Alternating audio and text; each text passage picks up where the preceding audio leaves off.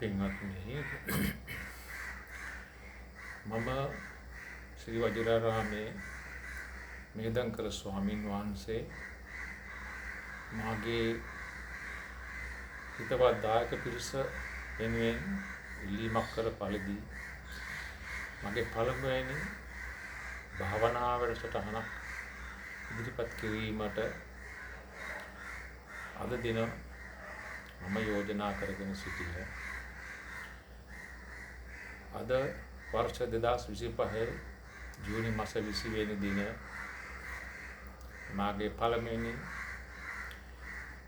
වීඩියෝව නිකුත් කිරීමට අදහස් කරනවා.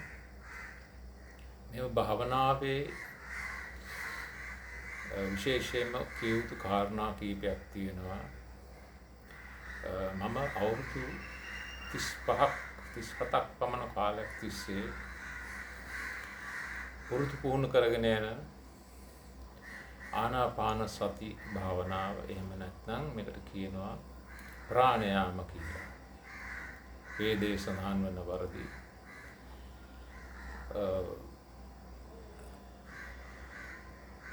ප්‍රාණයාම කියන කොටස් සෑහෙන ප්‍රමාණයක් තියෙනවා. ඉන් එක් ක්‍රමයක් තමයි මම අනුගමනය කරන්නේ.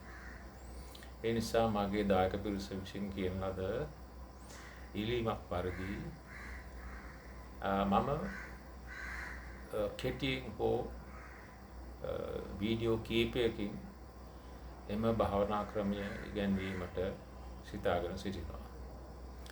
මෙම භාවනා ක්‍රමය පින්වත්නි ඉතාමත්ම යෝගී මානසික සහ කායික ගැටලු විසඳීම සඳහා ඉතාමත්ම ප්‍රයෝජනවත් වෙන භාවනා ක්‍රමයක්. මේක ඉගෙන ගැනීමේදී ඉතාමත්ම සැලකිලිමත් යුතු කාරණා කීපයක් තියෙනවා. පළවෙනි එක තමයි තමන් සිටින ස්ථානයේ ඉතා නිෂ්කලංකව පහසු විදියට ඉඳ ගැනීම ආසනයක් පනවා සිටීම. විශේෂයෙන්ම එරමිණිය කොටාගෙන සිටීමට පුළුවන් නම්, එහෙම නැත්නම් අපි කියනවා half lotus නැත්නම් lotus කියලා. මේ ක්‍රමය අනුගමනය කරනවා නම් ඉතාමත්ම යෝග්‍යයි. පුළුවන් කෙනෙකුට හැකි පමණින් තමන්ගේ ආසනය සකසාගෙන යම් කිසි ස්ථානයක එක්කෝ පිට කෙලින් තියාගෙන ඉන්න පුළුවන් විදිහට, විශේෂයෙන්ම කොදුනාරටිය සහ හිස එක කෙලින් තියාගෙන ඉඳ ගැනීමට කටයුතු සලසා ගත යුතුයි. ඉන් පසුව මම කියලා දෙන මේ හුස්ම ගැනීමේ සහ ඉහළට ගැනීමේ සහ පහළට දැමීමේ ක්‍රමය අනුගමනය කරන්න ඉතාමත්ම කල්පනාකාරීව කළ යුතු දෙයක්. මම මෙය කොටස් වශයෙන් තමයි පළමුවෙන්ම කියා දෙන්න සඳහන් වෙන්නේ.